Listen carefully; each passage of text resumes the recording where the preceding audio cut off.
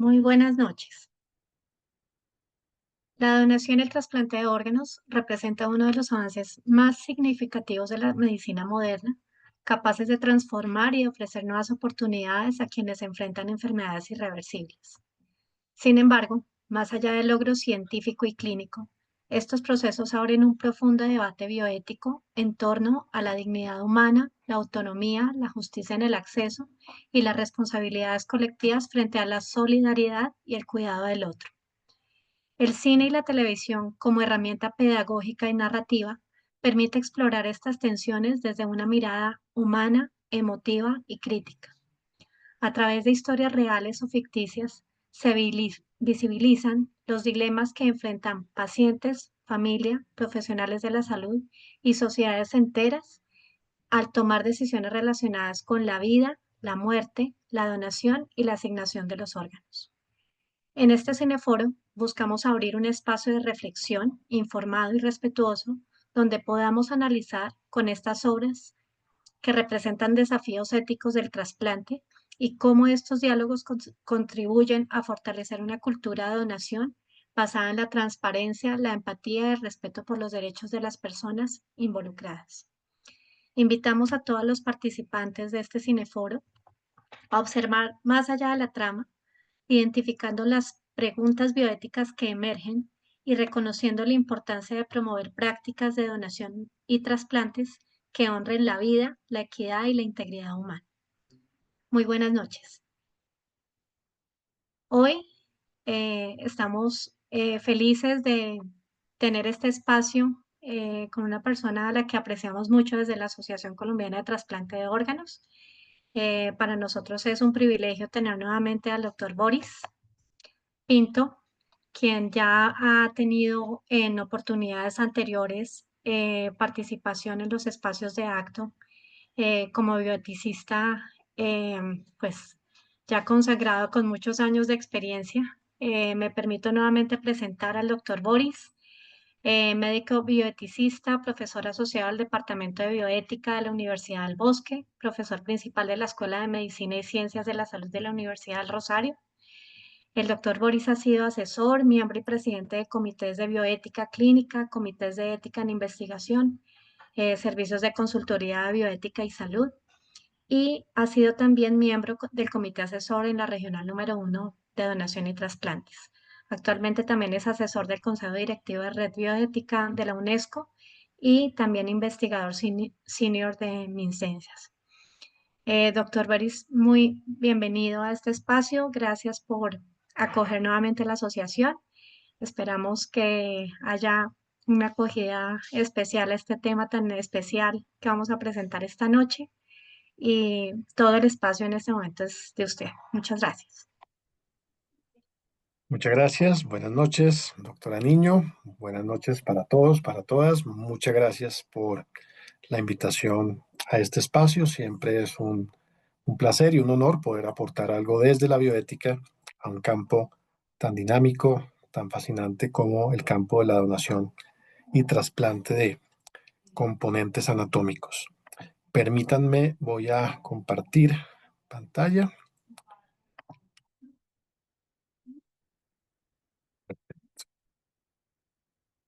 Muy bien, creo que estamos viendo la pantalla compartida. Muy bien.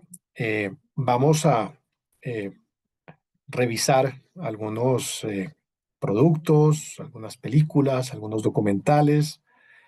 Propondremos un recorrido por algunas narrativas audiovisuales relacionadas con el tema. Eh, También trataremos de eh, comentar algunos segmentos de algunas películas escogidas. La idea es sugerir, la idea es invitar a revisar estas narrativas y a tratar de entender las emociones morales, los sentimientos, los afectos, los valores que emergen como expresión de estas narrativas presentadas. Empecemos por esta frase publicada en una revista de ética médica. Los recuentos o las narrativas de ficción y los temores que estas narrativas evocan no deben ser tomadas a la ligera.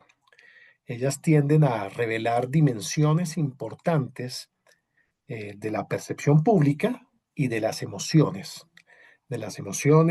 y de las emociones morales que moldean la percepción pública frente a un tema tan complejo socialmente, culturalmente, afectivamente, como es la donación de biomateriales.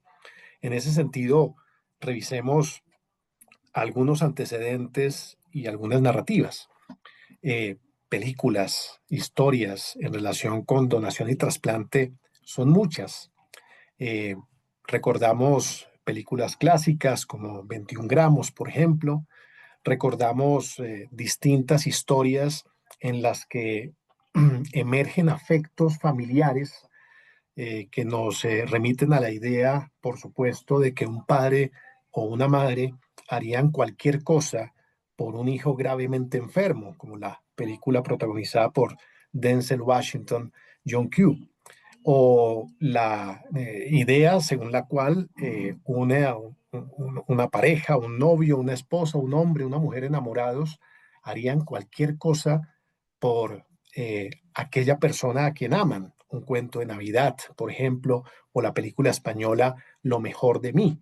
En esta película, por ejemplo, una pareja muy enamorada, su rutina y sus expectativas como pareja se ven interrumpidas cuando eh, uno de ellos enferma, una hepatitis viral, se hace necesario un trasplante hepático y cambia la naturaleza de la relación, pero no cambia el afecto y la intensidad del amor.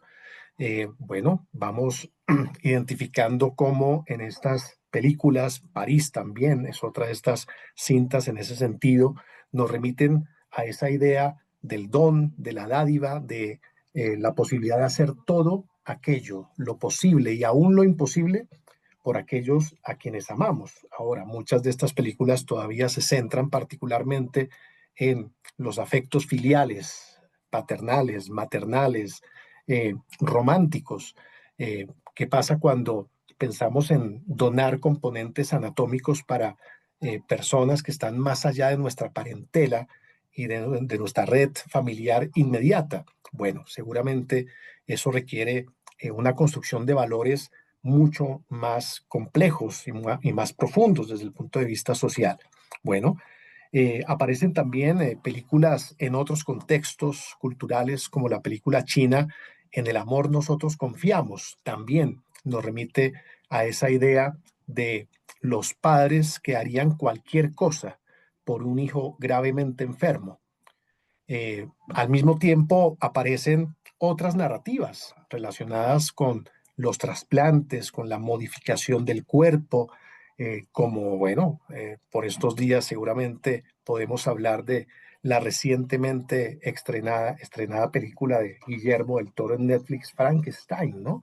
Una actualización de la clásica novela de Mary Shelley, donde la idea y la percepción que transmite una historia como esta va en otra dirección.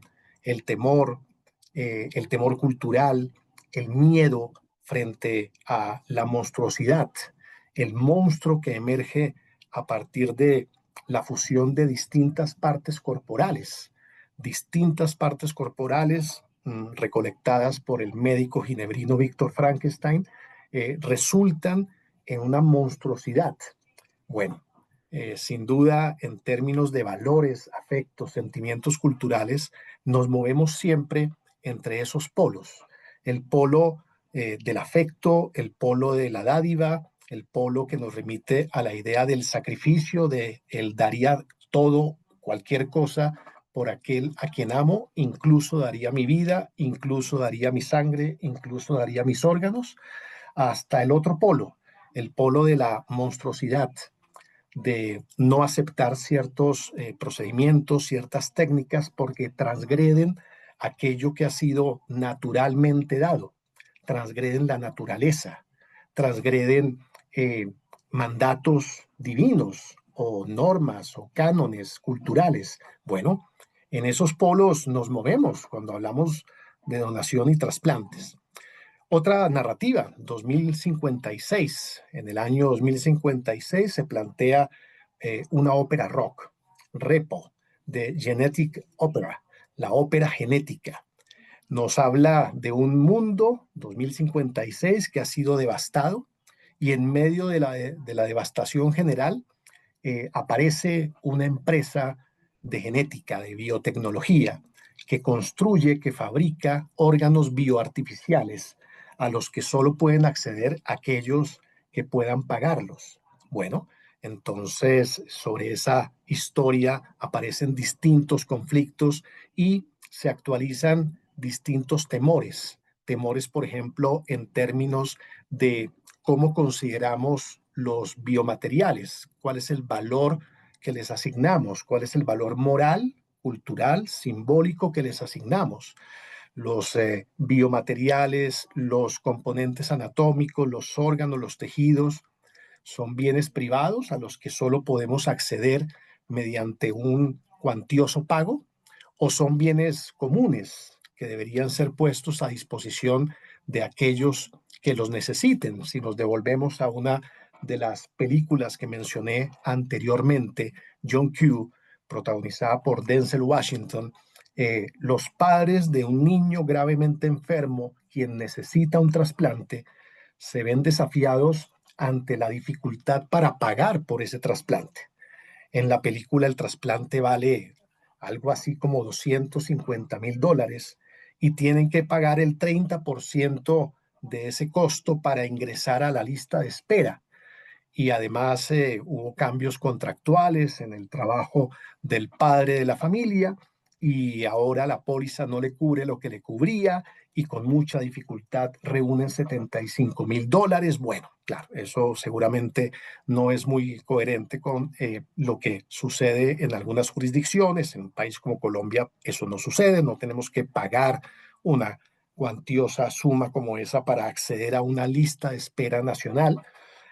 Pero detrás de esa narrativa, que claro, puede estar distorsionada de la realidad, emergen temores. El temor frente, por ejemplo, a cómo consideramos la salud y cómo consideramos y cuál es el valor simbólico, cultural que le asignamos a bienes escasos, como pueden ser los componentes anatómicos. Otra película, una película autobiográfica de la realizadora española Pilar Miró, la película Gary Cooper, que estás en los cielos.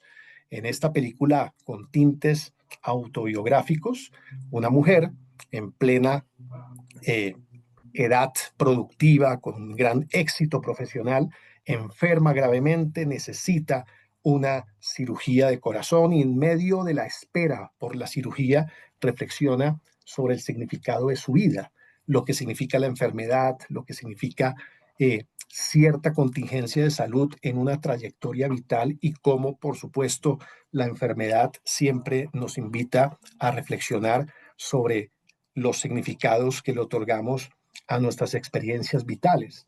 Emergen también temores, distopías relacionadas con posibilidades técnicas que quizá aún hoy no sean radicalmente factibles, pero que plantean preguntas en términos de, y si fueran posibles esas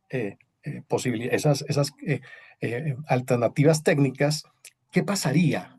¿Cómo funcionaría la sociedad si ciertas posibilidades técnicas se materializaran? Por ejemplo, en el año 72 aparece esta película, El hombre del cerebro trasplantado. Un prestigioso neurocientífico está gravemente enfermo. Su cuerpo, su corazón no está funcionando, pero su cerebro está intacto. Al mismo tiempo, un joven de 23 años, atleta, deportista, con un cuerpo muy sano, ha sufrido un trauma y su cerebro ha muerto. El uno tiene un cuerpo que está muriendo, el otro tiene muerte cerebral. Entonces logran, la película del 72, logran trasplantar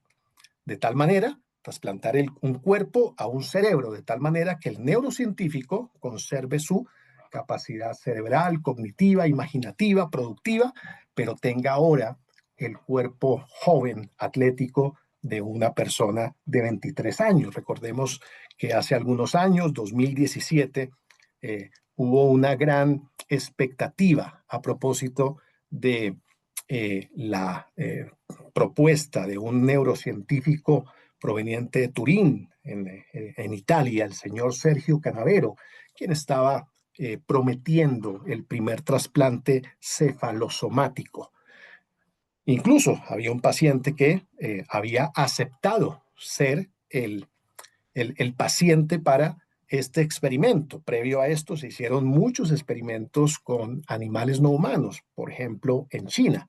Y bueno, parece que al final el procedimiento no se realizó, pero se generó toda una controversia mediática frente al tema y aunque al final no se realizó, quedó sobre la mesa la pregunta, ¿sería posible que en el caso de un hombre de 30 y tantos años, en este caso un programador de origen ruso, afectado por una atrofia muscular espinal, sería posible reemplazar no un órgano, sino un cuerpo completo en un paciente que tiene sus capacidades cognitivas intactas, pero tiene un cuerpo con dificultades motoras, una atrofia muscular espinal? Incluso esta persona decía, tengo que hacerlo, no tengo muchas opciones, mi decisión es definitiva y no pienso cambiarla, aunque el consenso científico apuntaba a que todavía no estamos listos para una hazaña de esa magnitud.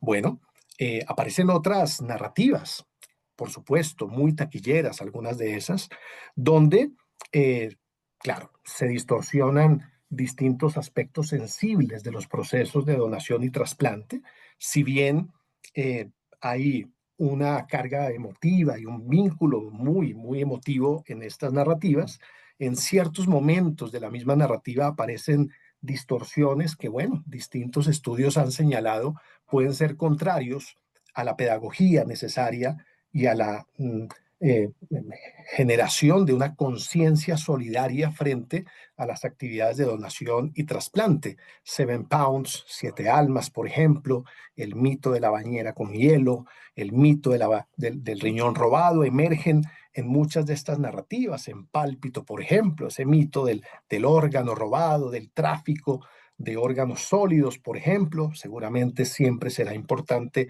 trazar distinciones entre el turismo de trasplantes y el tráfico de tejidos, y eso tiene sus contextos y sus limitaciones también técnicas, pero por supuesto son narrativas además muy taquilleras que se diseminan rápidamente, que generan discusiones interpersonales y consensos que muchas veces explican ciertas negativas ante las iniciativas de donación y trasplantes. Otra serie, por ejemplo, en Netflix hace ya algunos años, Chambers, una joven, Sasha, de veintitantos años, necesita un trasplante de corazón, se logra ese trasplante, el donante, la donante de ese órgano es una joven de más o menos la misma edad que inicialmente falleció en circunstancias no muy claras. Con el tránsito de la historia se descubre que falleció por suicidio y bueno, la receptora de ese órgano, el corazón, empieza a experimentar ciertos sueños, empieza a cambiar su conducta, empieza a experimentar pensamientos intrusivos, como si el haber aceptado ese órgano, en este caso el corazón, se tradujera en haber aceptado también o en haber recibido las emociones, los pensamientos, las intenciones, la historia, la biografía del otro. Incluso hay quienes todavía afirman una especie de una teoría de la memoria celular, según lo cual con el trasplante de órganos y tejidos, de biomateriales, no solo se trasplantan funciones biológicas y marcadores genéticos, biológicos, inmunológicos, sino también vivencias, narrativas, memorias, historias, miedos. Bueno, eso no tiene constatación empírica actualmente, no hay evidencia al respecto, pero por supuesto nos remite a cuáles son los significados que le otorgamos, por ejemplo, a un órgano como el corazón. ¿Cuáles son los significados? Más allá de su función biológica, de su función fisiológica, culturalmente le asignamos un valor. Históricamente le hemos asignado un valor al hígado, un valor al corazón, un valor al cerebro, y esos significados se construyen culturalmente y no se pueden solamente soslayar. Hay que tratar de comprenderlos en lugar de simplemente señalarlos. Bueno, aparecen otros temores, incluso en un cuento publicado en 1972, Trasplante obligatorio. Este es un cuento, esta no es una película, pero un cuento muy interesante en el que en una sociedad controlada por una élite muy rica, muy poderosa, una sociedad ultra tecnificada donde los mismos desarrollos biomédicos han permitido una extensión de la vida, una mayor longevidad. Bueno, creo que nos estamos acercando a ese mundo donde morir es cada vez más difícil, tenemos cada vez muchas más opciones para prolongar un poco más el hilo de la vida. Bueno, en ese contexto hay una transición demográfica también en el cuento, cada vez hay menos nacimientos, se contraen las tasas de natalidad y al mismo tiempo se prolonga la supervivencia y se incrementa la longevidad. Bueno, en ese proceso de transición demográfica, de inversión de la pirámide poblacional, la élite que controla ese mundo ultra tecnificado es una élite de personas mayores, una élite de ancianos poderosos y saludables. Pero para que esta élite pueda permanecer lo más saludable posible, la misma élite define que ellos tienen prioridad en el acceso al trasplante de órganos y tejidos cuando lo necesitan. Entonces, los más jóvenes y particularmente los jóvenes y los pobres, los jóvenes y pobres de la sociedad son los donantes elegibles para esta élite de personas mayores que controla esta sociedad. Claro, aquí emergen temores en relación, nuevamente, con cuál es el valor que le asignamos a los órganos y al valor de la libertad, porque en este contexto, el título de hecho del cuento es Trasplante obligatorio, no hay posibilidad de elección, no hay posibilidad de disenso.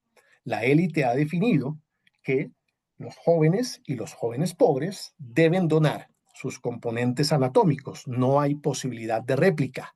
Tendría usted que viajar a otro país, pero en ese país no hay posibilidad de negarse el trasplante obligatorio. Aparece entonces un temor relacionado, por ejemplo, con el valor que se le da a las vidas en una sociedad estamentaria, en una sociedad fuertemente jerarquizada, y además un temor en términos del valor de la libertad, la posibilidad de decir sí o de decir no, de elegir frente a la posibilidad de la donación. En este contexto ya no estaríamos hablando de donación, sino de trasplante obligatorio. Bueno, ese temor emerge, por ejemplo, o esa tensión en relación con la edad como marcador de indicación de la pertenencia a un proceso de donación emerge en una narrativa como un capítulo de Doctor House.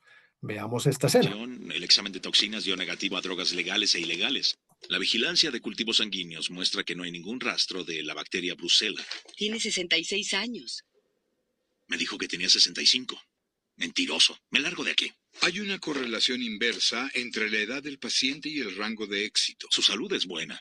Esta es su primera hospitalización desde que se rompió una pierna a los 23 años. O 22, ya no recuerdo bien. Si el paciente llegara a sobrevivir a la operación, ¿tendría como cuántos? ¿5, 10, 20 años más si tiene suerte? ¿Salvar la vida a personas mayores vale menos que salvar a personas jóvenes? Está diciendo que los corazones son un recurso escaso. Obviamente debemos elegir con criterio. Entiendo. Las mujeres viven más, así que deberían tener preferencia. Y los afroamericanos mueren más jóvenes, así que váyase al diablo. ¿Qué? ¿Piensa que me ganará por llamarme racista? Si la idea es quién usará el corazón durante más tiempo, es racista e hipócrita. Su paciente tuvo una vida, una familia. Tenemos jóvenes de 18 ¿Qué años. edad tiene, doctor? ¿Cuándo lo sacamos de la lista? Gracias, Doctor House. A no ser que alguien más tenga una pregunta, entraremos en sesión privada. No puedo soportar la ansiedad. Me pregunto qué decidirán. Muy bien. Una escena que nos remite a la pregunta por los criterios de asignación de componentes anatómicos. a quién asignamos componentes y en este caso bienes escasos en una brecha entre oferta y demanda. Bueno, hoy en día esos criterios de asignación están precedidos por principios éticos, principios derivados de la noción general de justicia, principios como la equidad, la distribución de bienes, recursos y servicios conforme a las necesidades, principios como la igualdad de oportunidades, igualdad ante la ley e igualdad de derechos, principios como la utilidad, ¿sí? ¿Quién tiene mayor chance de beneficiarse según criterios objetivos, basados en datos, basados en experiencia, basados en la evidencia?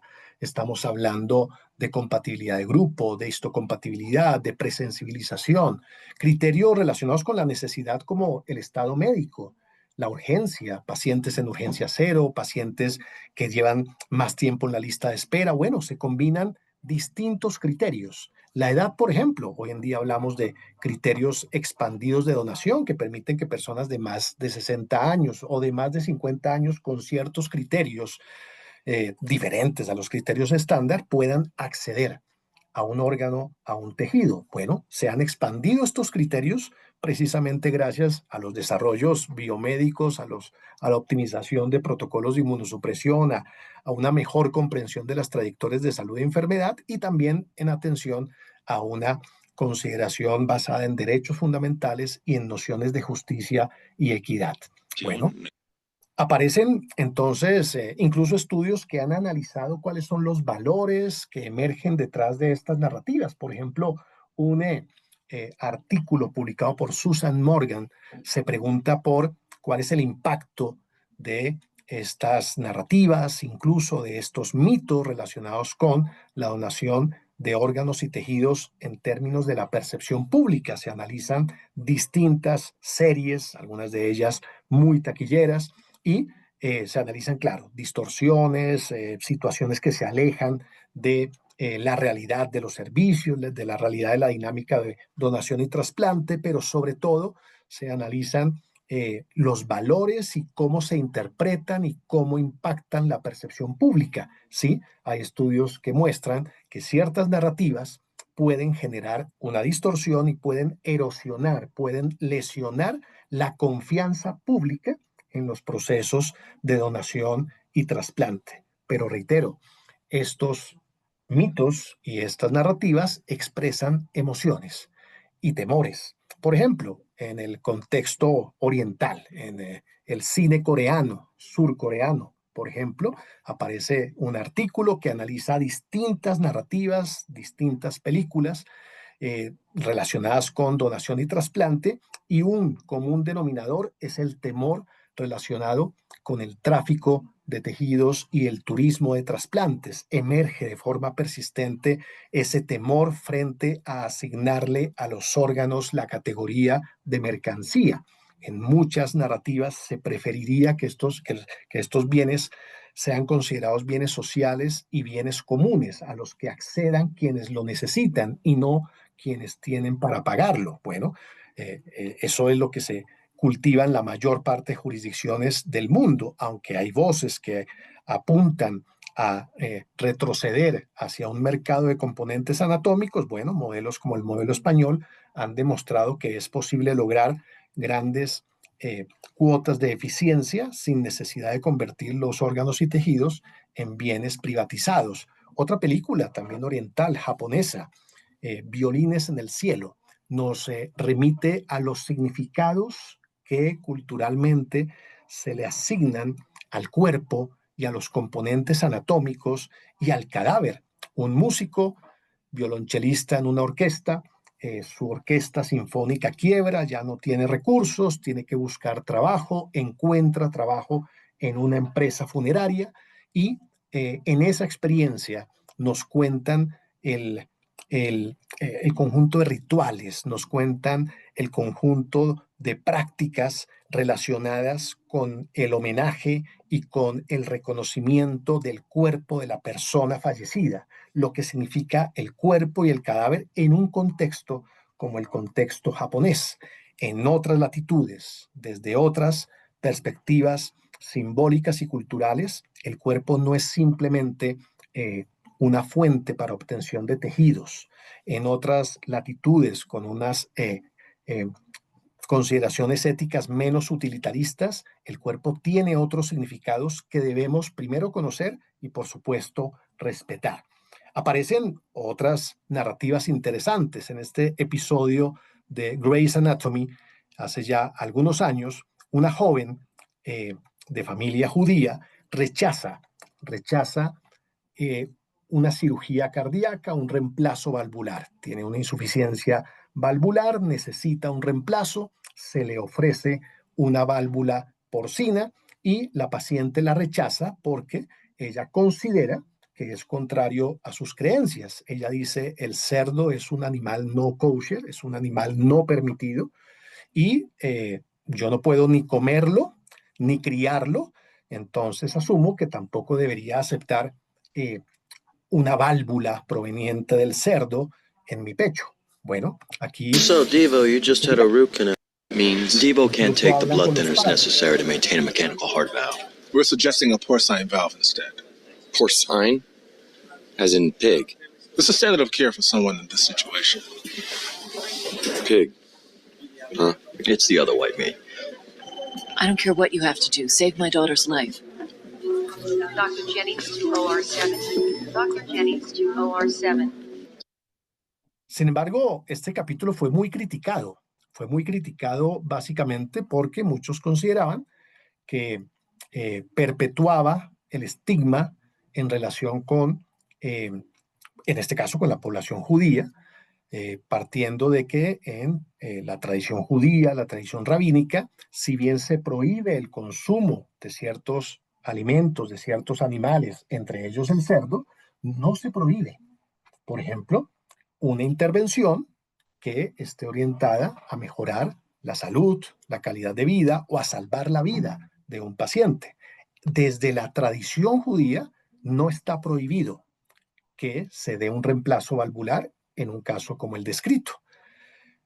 Entonces, claro, este capítulo tuvo una enorme crítica, particularmente desde la tradición judía, desde la comunidad judía, pero es llamativo también que algunos estudios sí han mostrado que aunque la tradición rabínica permite, en este caso, el uso de elementos porcinos con fines de salud, no obstante, existe a veces una brecha entre lo que dicta la tradición, lo que dictan los documentos canónicos y las autoridades de la comunidad y lo que conoce o lo que practica la comunidad. Podemos tener una brecha. Es posible que esta joven no tenga toda la información y considere que, si bien ella no puede comer cerdo, pues seguramente tampoco podrá recibir una válvula de cerdo. Seguramente un buen proceso de consentimiento y una buena explicación, remitiéndola a sus propias autoridades y fuentes canónicas de autoridad en su comunidad, le recuerden que sí existe esa posibilidad porque la tradición permite esta cirugía orientada a la preservación de la vida y de su calidad. Pero no solo hablamos de órganos sólidos, hablamos también de biomateriales. Por ejemplo, el caso famoso de Henrietta Lacks. For years, it seemed like a dream. About our mother, could this be true?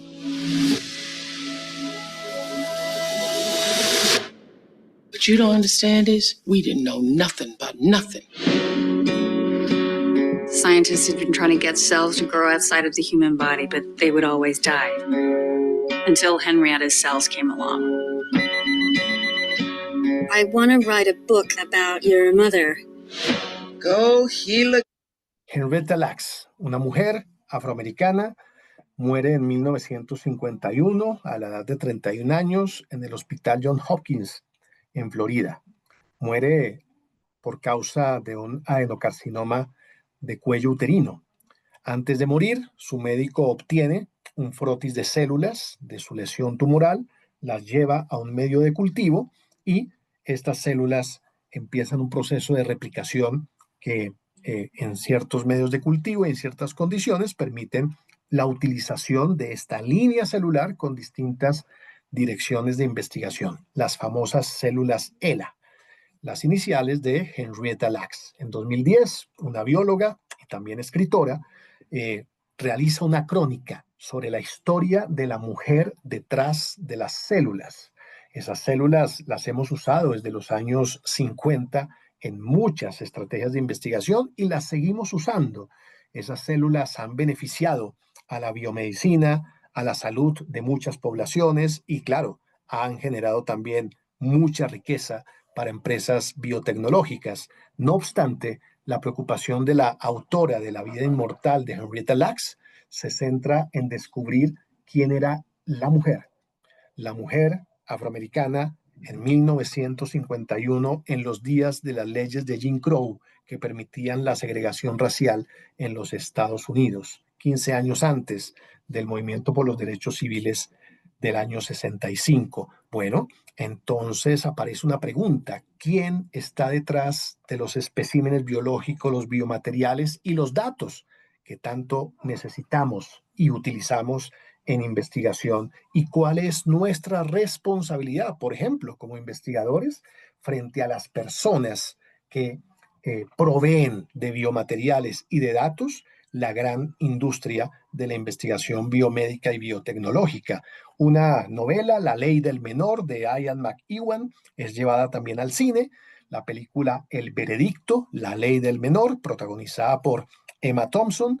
Una juez tiene que fallar en un tribunal en relación con la objeción que un adolescente de 17 años, gravemente enfermo, hace frente a la transfusión de hemocomponentes. El joven es testigo de Jehová, no tiene la edad de habilitación legal, es menor de edad en esa jurisdicción y, no obstante, expresa una negativa, no acepta la transfusión de hemocomponentes. Aparece todo el debate en torno a el reconocimiento de la autonomía y la capacidad para la toma de decisiones en este joven, a pesar de no tener la edad mínima de habilitación legal. Algo relacionado con otra película seguramente conocida por muchos, My Sister's Keeper. En español, algunas plataformas la tradujeron como La decisión más difícil, basada en la novela homónima de Jodi Picoult, donde aparece también la objeción de una niña de 11 años frente a la posibilidad de seguir siendo donante de órganos, en este caso donante de riñón y donante de progenitores hematopoyéticos para su hermana mayor afectada por una seria enfermedad, por un tipo de leucemia. Aunque bueno, es posible que la novela y la película exageren algunos elementos. Aparece una pregunta importante en relación con la autonomía, en este caso, de una adolescente, de una niña adolescente de 11 años de edad. Recordemos que en Colombia recientemente, por ejemplo, en este sentido, aparece la sentencia T-083 de 2021, que reconoce el derecho a que menores adultos por encima de 14 años cumplidos puedan incluso rechazar la transfusión de hemocomponentes en el caso de personas testigos de Jehová. Este año también tuvimos una nueva resolución sobre precisamente asentimiento y consentimiento informado en niños, niñas y adolescentes. Todo esto lo hemos también abordado en un capítulo que trabajamos en este libro, un libro relacionado con conflictos de valores en el final de la vida. Hay un capítulo dedicado al tema de trasplantes y proponemos algunas ideas para redondear lo que venimos hablando. Frente a la donación de órganos, las historias difundidas por los medios de comunicación suelen enfatizar historias humanas más que hechos constatables, lo cual revela que una política pública de donación de órganos, si bien requiere la comunicación de hechos verídicos, debe abordar al tiempo las dimensiones afectivas en torno a valores socialmente relevantes.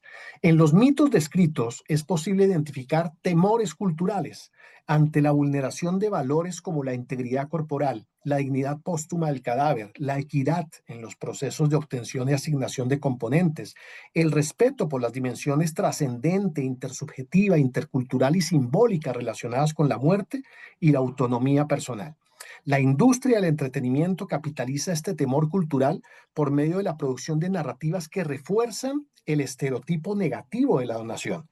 Si bien es necesario reconocer fenómenos como el turismo de trasplantes y el tráfico de tejidos, también es posible explorar los valores positivos de la donación. Una política pública en torno a este problema debe visibilizar las múltiples historias humanas que revelan valores como la solidaridad, la justicia y la voluntariedad. Otra película, a propósito de un cirujano de tórax, cirujano de corazón, una película del año 90 de Doctor, basada en la novela Un sorbo de mi propia medicina de Edward Rosenbaum, un médico muy arrogante, un médico con una pésima relación con sus pacientes, un médico que en ocasiones maltrata a sus pacientes. Cambia su percepción de la relación médico-paciente cuando él mismo se convierte en paciente, cuando aparece un nódulo en su laringe y aparece la amenaza de la enfermedad.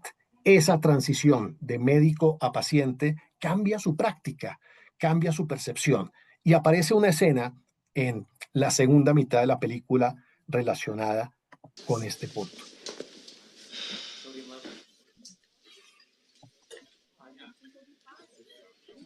So, they're harvesting the heart any minute now. They will be flown in from New York, whence all good things come. ¿Qué dijo? Dice que ya tienen el corazón y que viene por avión. Pregúntale que, o sea... Mi vida, deja eso ya, por favor. Mi amor, mira, si te pones... Me vas a bochonar frente al doctor. Si te pones el corazón de un loco, un violador. What's the problem? Nothing. Dile. What? My wife wants to know what's impossible to know about the donor. She thinks because we say things like kind-hearted, good-hearted, that these qualities come from the heart. Tell her I think they do. ¿Qué dijo? Dice que está de acuerdo contigo.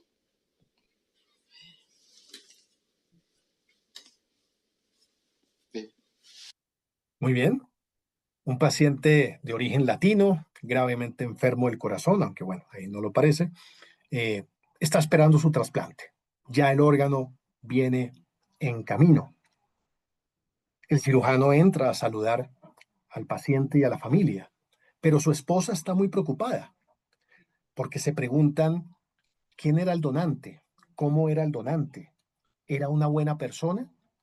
Si culturalmente le asignamos al corazón, en muchos contextos, ser el asiento de las emociones, de las pasiones, de los afectos, de la voluntad, de la buena voluntad. Si decimos que hay personas de buen corazón, ¿será que el donante era una persona de buen corazón o sería una mala persona? Claro, seguramente al cirujano pues le interesan otros temas biomédicos, otros temas más técnicos, pero a la familia eso le preocupa. ¿Qué hace el médico? Valida, reconoce y valida lo que para la familia es importante. Tranquilos, era un hombre de buen corazón. No invalida esas creencias, no las desestima, genera esa confianza y esa participación en todo el proceso del trasplante. Bueno, se han en ese sentido en años recientes generado otras narrativas mucho más ajustadas a los valores positivos relacionados con la donación y el trasplante. En HBO Max por estos días podemos ver Operación Trasplante, distintos episodios en distintos contextos, Brasil por ejemplo, donde se revisan las distintas facetas del proceso, los rostros humanos, las historias detrás del trasplante. Todos somos Adrián, una iniciativa que recuerda la solidaridad, la voluntariedad, la cooperación detrás de un gesto de donación de órganos y tejidos. También analiza el problema en el contexto de la migración. En la Organización Nacional de Trasplantes en España se financió, se apoyó la producción de este documental, En el lado de la vida. Más que un documental, es un microrelato, son pocos minutos, pero muy intensos, sobre la paradoja emocional que significa perder a un ser querido y decidir donar sus componentes anatómicos. Es una tragedia humana que, sin embargo, puede tener otras consecuencias, otras posibilidades y abrir posibilidades de vida a partir de la muerte. Es la gran paradoja que emerge en la donación y el trasplante. En Colombia, por ejemplo, el documental Renacer, que lo podemos ver en el canal de RTBC, donde también aparecen rostros, historias, casos reales que nos muestran precisamente esos valores positivos relacionados con las prácticas de donación y trasplante. Este documental, El corazón de Jenin, complejo, El corazón de Jenin, de hace ya algunos años, nos cuenta, y esto es un caso real, esto no es una crónica, no es tampoco una ficción, es un documental, el caso real de un niño palestino quien es atacado por soldados israelíes, recibe un disparo en la cabeza, muerte cerebral, y tras la muerte, su padre, su familia, acepta la donación de los órganos de su hijo, órganos que permiten la supervivencia de 6 pacientes, incluida una niña israelí. Nos recuerda que aún en medio de los más feroces conflictos, pueden emerger algunas raíces, algunos frutos de bondad y de generosidad. Se acerca seguramente, vamos a ver qué pasa, ¿no? La era de los xenotrasplantes, vamos a ver qué pasa. Hay varios proyectos en progreso, varias iniciativas, mucha expectativa.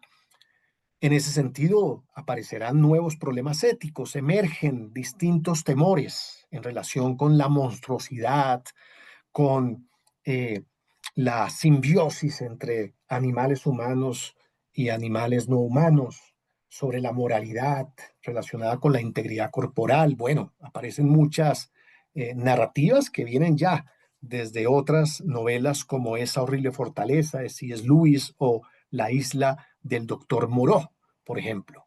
Ya estamos hablando de las posibilidades de los xenotrasplantes a partir de cerdos genéticamente modificados mediante edición genética. Y aparecen también temores como el que emerge en esta novela de H.G. Wells. Por ejemplo, veamos lo que dice la segunda viñeta.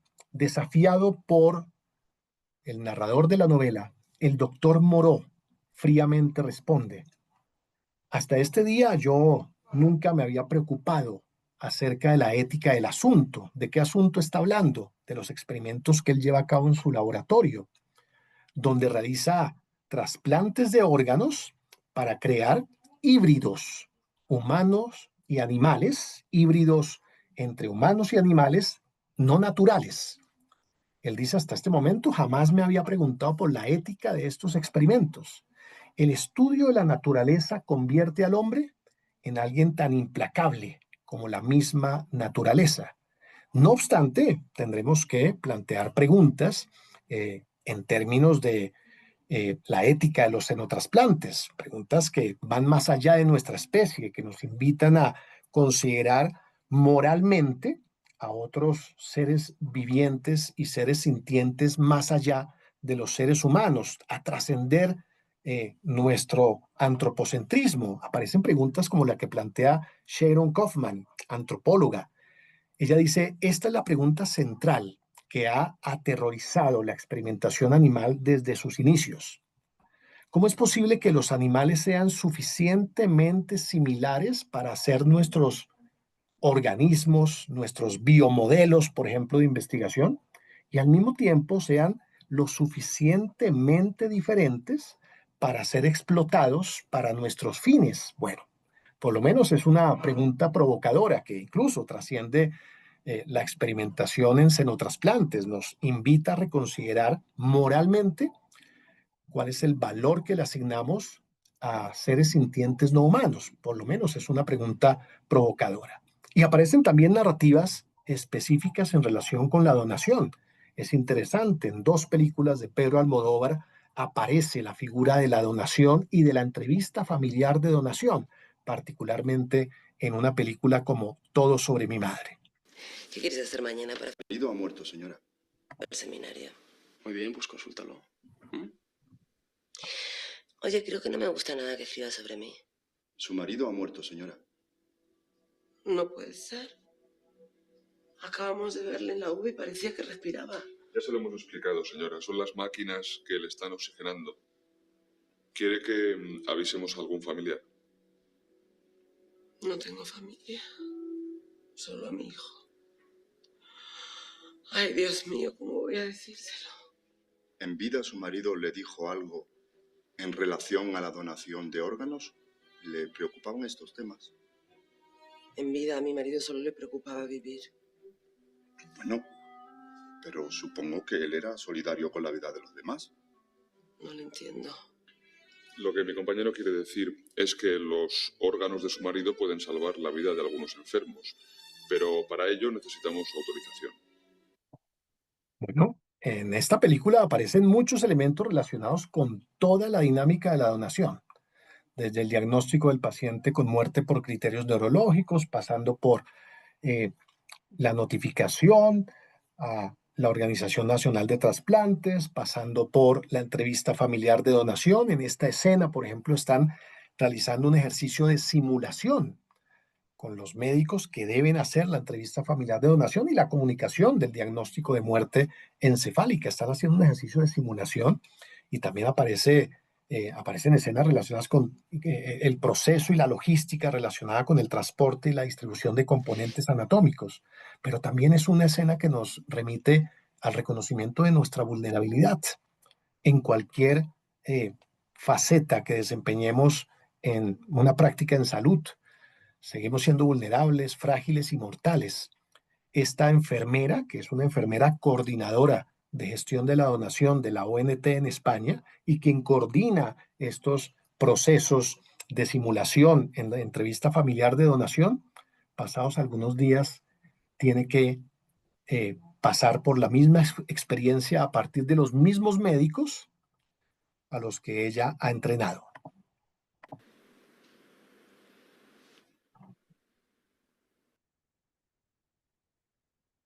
Soy Lola del Ramón y Cajal. Sí, dime, Lola. Tenemos un posible donante. Está en la UCI. Acaban de hacer el primer encefalograma, pero la madre todavía no ha dado el consentimiento. ¿Me das los datos?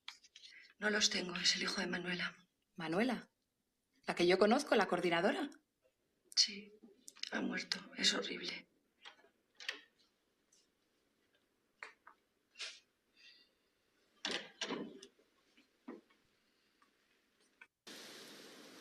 Mañana. El hijo de esta enfermera coordinadora de donación tiene muerte encefálica.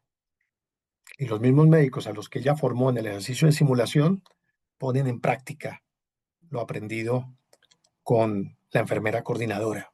No es fácil dar noticias, no es fácil hacer el diagnóstico de muerte encefálica, comunicarlo, y no es fácil hacer la entrevista familiar de donación. De esto también da cuenta esta escena de Grey's Anatomy. ¿Está dispuesta a donar sus córneas? ¿Quiere sus ojos? Un trasplante de córnea le devuelve la vista a alguien. Supongo que está bien. ¿Su piel la donará? ¿Qué? Hay víctimas de quemaduras. ¿Quiere quitársela? ¿Qué hay del funeral? ¿Quiere que celebre un funeral y que las personas lo vean? ¿Que su hija vea a su padre si él no tiene piel? ¡Es suya! ¿Qué estás haciendo? No sé hacerlo, no sé hablar con las familias de los pacientes, lo siento. ¿Cuál es su nombre? ¿De quién? Del paciente. Quiero que digas su nombre. Kevin Davidson. No lo debes olvidar. No es el sujeto, no es un desconocido, es Kevin Davidson, es el esposo de alguien, el hijo de alguien, no una colección de partes corporales que retirar. No es fácil hacer la entrevista de donación, de lo cual también da cuenta esta escena de la primera temporada de The Pitt, una de las series más famosas por estos días, de las series médicas más verosímiles, más cercanas a la realidad de lo que se vive en, por ejemplo, un servicio de urgencias, un servicio de trauma. En esta escena, un joven de 18 años tiene muerte encefálica por una intoxicación. Se le comunica a la familia el diagnóstico de muerte encefálica, las pruebas de perfusión cerebral, la forma en que se comunica ese diagnóstico parece muy razonable, pero llega el momento en el que en este caso una psicóloga debe comunicar a la familia la posibilidad de la donación.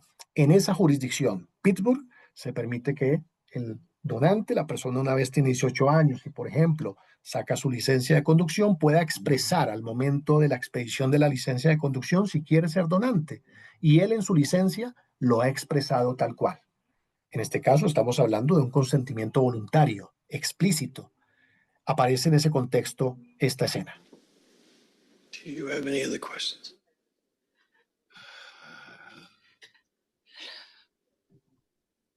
I think we should talk about something else that is very important. Your son's driver's license indicated that he wanted to be an organ and tissue donor upon death. That means he's given his permission for that. No, I don't want to talk about that. No, he was too young to make that kind of decision. I can understand why you would think that, but he was 18. No! You didn't know him!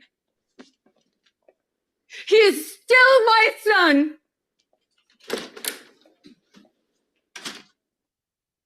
¿Podríamos imponer la donación de componentes en este contexto a pesar de que hay consentimiento explícito?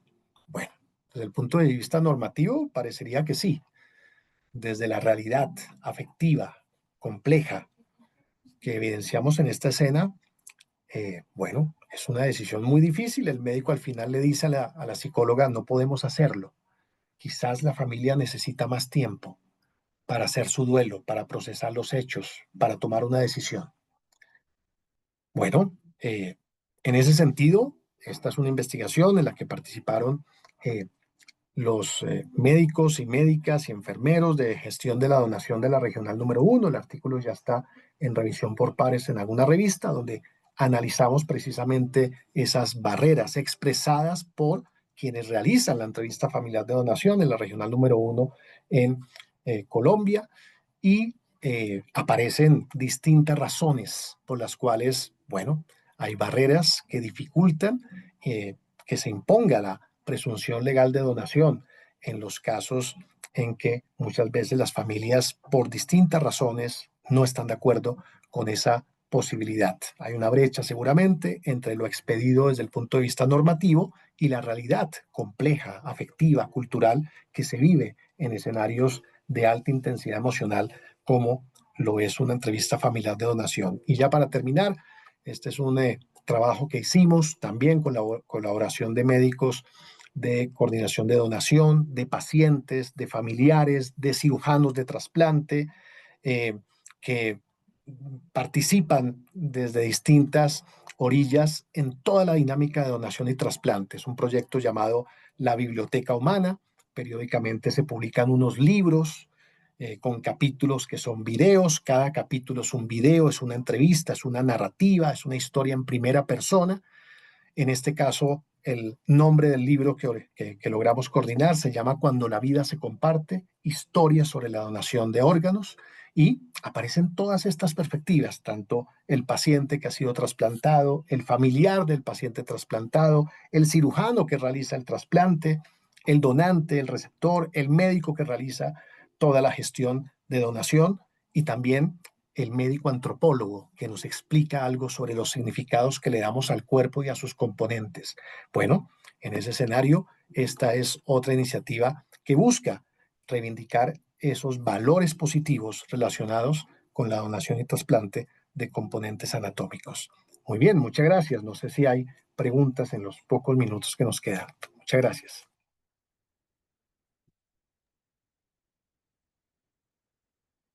Vamos a ver si tenemos alguna pregunta. Doctor Boris, muchas gracias por este espacio tan enriquecedor. De verdad que es un privilegio siempre contar contigo, porque sabemos de la experticia que tienes en este tema, y siempre es para nosotros muy grato escucharte y tenerte en estos espacios que nos aportan mucho a nuestro quehacer diario. Rápidamente yo quisiera hacerte una pregunta, porque veo que no hay preguntas en el auditorio, pero definitivamente hay películas y series que sugieren que los órganos transmiten emociones, talentos o rasgos del donante. Eso lo vemos en muchas de ellas y esas preguntas siempre como que incluso las hacen los pacientes que van a recibir los órganos y los donantes, las familias donantes. Entonces, ¿cómo se interpretaría esa transmisión de esas emociones que nos muestran algunas familias desde la bioética? Bueno, expresa un conjunto de temores y de valores culturales precisamente por los significados culturales que le asignamos a los componentes. Quizá en nuestra cultura biomédica a nosotros lo que nos interesa son los biomarcadores, los protocolos de inmunosupresión, las variables fisiológicas del órgano, pero culturalmente le asignamos un valor a órganos y tejidos. Eh, por eso en este libro, por ejemplo, invitamos a un antropólogo, es un médico antropólogo, que se ha dado la tarea de investigar cómo, cómo construimos el cuerpo, cuál es el significado que le damos al cuerpo. Creo que en ese sentido el papel, por ejemplo, de la antropología es fundamental en la dinámica de donación y trasplante. En ciertos contextos, cómo generamos esos diálogos con la comunidad, reconociendo esos valores y reconociendo esas emociones morales, no invalidándolas simplemente. Yo a la fecha no he encontrado evidencia de la memoria celular y de que se transfieran vivencias emocionales, no he encontrado evidencia al respecto. Pero esa es la evidencia que nosotros buscamos desde nuestro entorno biomédico, pero la cultura no tiene los mismos parámetros. Son parámetros afectivos, simbólicos y deben tener esa lectura. Por eso creo que el diálogo tiene que partir del respeto, del reconocimiento y desde un diálogo seguramente podamos generar una mayor sinergia. Creo que la escena de The Doctor es elocuente en ese sentido. El médico no invalida ese valor cultural, no entra en ese debate. ¿Sí? Valida esa emoción y genera confianza y genera un diálogo para que se logre lo que todos buscamos, que es un buen desenlace para el paciente. Sí, definitivamente la comunicación en este tema pues llega a ser fundamental, no solamente porque de nuestra comunicación depende mucho la credibilidad del sistema y de todo lo que está alrededor, relacionado de pronto a algunas creencias culturales, religiosas, sino que nosotros también somos como, de- pues como poseedores de una información que probablemente en términos generales la sociedad no conoce en toda su extensión, ¿no? De acuerdo. Entonces, la segunda pregunta sería, ¿qué riesgos éticos se generan cuando una ficción refuerza miedo sobre el sistema real de donación? ¿Qué riesgos éticos? ¿Qué riesgos éticos se generarían Bueno, cuando la ficción refuerza ese miedo sobre el sistema de donación? bueno, creo que el principal riesgo es la pérdida de confianza, la pérdida de confianza. Y eso pues sabemos y hay estudios que han mostrado que efectivamente se refuerzan ideas negativas que erosionan la confianza pública. Nancy Shepherd Hughes es, por ejemplo, una antropóloga que trabaja fuertemente en el tema de donación y trasplante y tiene una frase muy parecida a algo que también Rafael Matesans afirmó en un artículo hace algunos años en España, y es que la medicina de donación y trasplante es una de las prácticas sociales de la medicina que mayor dependen de la confianza pública, de la generación de confianza. Le estamos pidiendo a la comunidad que done lo más profundo, lo más íntimo de sus cuerpos, de sus seres queridos en contextos de alta intensidad emocional. En ese sentido, si se erosiona la confianza, pues lo que vemos es un descenso en las tasas de donación y en la tasa de donación por millón de habitantes. Entonces, creo que lo que hay que buscar preservar es la confianza. En ese sentido, narrativas negativas que refuerzan valores negativos, hay que sopesarlas con narrativas que refuercen valores positivos, como los que hemos mencionado. El del lado de la vida, de la ONT, Renacer, por ejemplo, y bueno, podríamos pensar en series incluso más taquilleras, qué tal afiliarse con productores en Netflix, etcétera, que refuercen valores positivos, los verdaderos valores que emergen en la dinámica de donación de trasplantes. Una serie como Operación Trasplante de HBO Max creo que refuerza muy bien esos valores. Y una última pregunta, teniendo en cuenta la película que está basada en hechos reales, como Todos Mm. somos Adrián, em, estos deben tener límites éticos al mostrarse públicamente para Claro, proteger la privacidad claro, y el dolor de las familias. claro. Todo el consentimiento. Eso no se puede hacer sin consentimiento y sin el diálogo con las familias, por supuesto. Estamos hablando de datos privados, sensibles y particularmente complejos desde el punto de vista afectivo y son productos documentales o crónicas donde se contó con el consentimiento. Lo mismo en el caso de La vida inmortal de Henrietta Lacks. Rebecca Sloot, que es la bióloga y escritora que escribió esta crónica en el año 2010, es muy interesante porque siendo bióloga lo que hizo fue una etnografía, es decir, se desplazó al sur de los Estados Unidos, logró el contacto con las familias, la confianza, fueron años. Y al final, cuando publica el libro, dice, ¿ustedes están de acuerdo? Ellos hicieron parte del proceso. Entonces, claro, si no hay consentimiento, no, esto no se puede filtrar, por supuesto. Bueno, doctor Boris, un placer de nuevo tenerte en este espacio. Gracias por haber tenido el tiempo para dedicarnos esta noche de trasplantes y esperamos pues que nos puedas volver a acompañar en un espacio más amplio para reforzar algunas preguntas que seguramente quedamos pendientes de hacer en este espacio de esta noche. Muchísimas gracias por la compañía y a todos los que participaron en esta noche de trasplantes, muchas gracias. Creo que Diana Alfonso tiene una manito levantada por ahí. Veo una manita levantada. Perdón, Diana. Diana Alfonso, sí.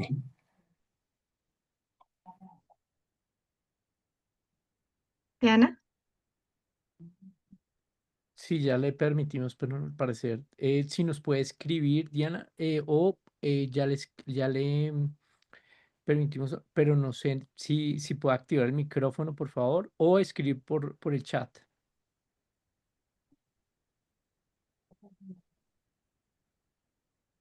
Por favor, recuerden, esto va a quedar en el canal de YouTube, de las redes sociales de la Acto, entonces no se preocupen, este contenido va a estar ahí para que lo puedan revisar con calma también. Gracias, Nick. Es que el chat está deshabilitado para escribir. Que ya salió la pregunta, o en el botón de preguntas y Ya. respuestas. Carla, bueno, excelente cineforo, doctor Boris. No sé, me dan un minuto a ver si Diana nos manda por el interno la pregunta. Sí.